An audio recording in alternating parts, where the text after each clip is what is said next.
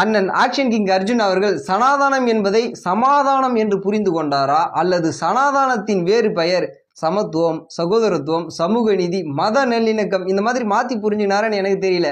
அண்ணா அர்ஜுன் அண்ணா, நீங்க இந்தியாவில தான் இருக்கீங்களா, இல்ல அமெரிக்கா, ஜெர்மன், ஜப்பான் இந்த மாதிரியான வேற நாடுகள்ல இருந்து தமிழ்நாட்டுக்கு வந்திருக்கீங்களான்னு எனக்கு புரியல. அண்ணன் அர்ஜுன் அவர்கள் சொல்றாரு, சனாதனம் என்பது தாய் தந்தையோடு சேர்ந்து வாழ்வது, ஒரு நல்லதை சொல்லி கொடுக்கறது பேர் தான் சனாதனமா. அப்போ ஏன்னா நம்ம நாட்டில் வந்து பார்த்தா வெட்டிட்டும் குத்திட்டு சாகுறாங்க. ஒருத்தன் நல்லா படித்து நல்ல வேலையில் இருந்தாலும் கூட, ஒரு நல்ல ஒரு துறையில் ஒழுக்கமானவனாக இருந்தாலும் கூட, நம்ம தமிழ்நாட்டில் நம்ம இந்தியாவில் ஏன் ஊர் தனியாக இருக்குது, சேரிகள் தனியாக இருக்குது, ஏன் சேரிகள் கொளுத்தப்படுது? ஒரு ஜாதியில் இருக்கக்கூடியவங்க இன்னொரு ஜாதியில் இருக்கக்கூடியவங்களை காதலிச்சாலோ, ஒரு மதத்தில் இருக்கக்கூடியவங்க இன்னொரு மதத்தில் இருக்கக்கூடியவங்களை கல்யாணம் பண்ணாலோ தேடி போய் வெட்டுறாங்க, கொல்றாங்க. ஆணவ படுகொலைன்னு இதுக்கு பேர் வேற. இப்போ இந்த மாதிரிலாம் செஞ்சால் ஏன்னா வெட்டுறாங்க, ஏன்னா கொல்றாங்க? அப்போ இதுக்கு பேர் சனாதனம் கிடையாது. அப்போ இதுக்கு பேர் என்ன?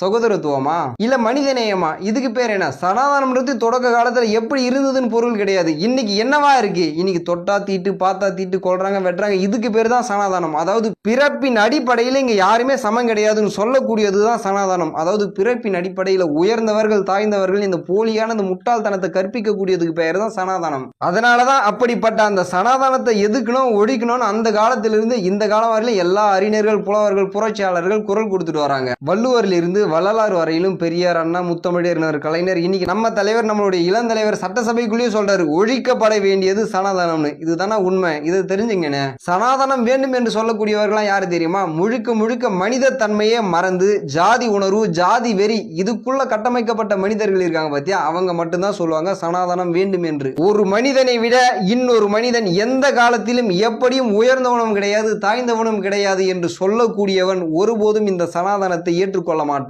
இறை நம்பிக்கை என்பது வேறு, மூட பழக்க வழக்கம், முட்டாள்தனம் என்பது, போலித்தனமான பக்தி என்பது வேறு. சனாதனம் என்பது பக்தியின் பெயரால் இந்த மண்ணில் பிறந்தவர்களை மொய்த்து பிரித்து அவர்களை வேட்டையாடி கொன்று குவிப்பதுதான் சனாதனம். அப்படிப்பட்ட சனாதனம் எரிக்கப்பட வேண்டும், அழிக்கப்பட வேண்டும், நிரந்தரமாக தூக்கி எறியப்பட வேண்டும். சனாதனத்தை ஆதரிப்பவர்களையும் சேர்த்தே சொல்கிறேன். இப்படிக்கு நான் உங்களின் பகலவன் தமிழ்.